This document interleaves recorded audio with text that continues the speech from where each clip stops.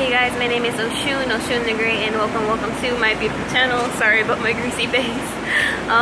But right now, I just wanted to make a motivation video about how you guys should keep going. I know sometimes in your journey it can get hard, and even when it's hard, it seems like people want to see you fail.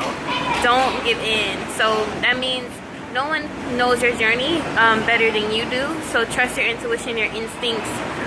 You know what comes to mind first that you should do, what works best for you. Don't fold to society's ideals or whoever is telling you how you should live your life.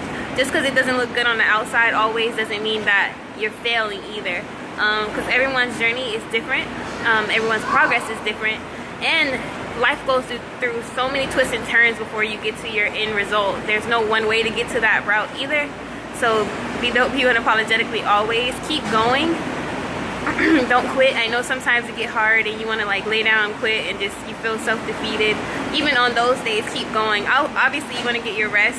You want to like have balance, have fun as well. But just keep going no matter how small every day towards your goals. And you'll be surprised how fast it manifests.